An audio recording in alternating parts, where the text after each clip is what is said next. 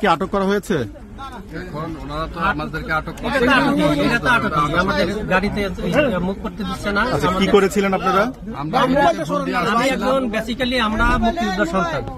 মেয়েরা জাতীয় স্মৃতিসৌধ মুক্তিযুদ্ধের অবদানের উপরে ডিপেন্ড করে মুক্তিযুদ্ধের এটা করা হয়েছে।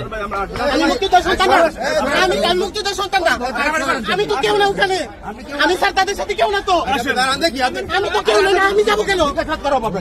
আমার এখানে জিজ্ঞাসাবাদ করে, আমি এখানে কেউ না তাদের সাথে, আমি স্যার কেউ না,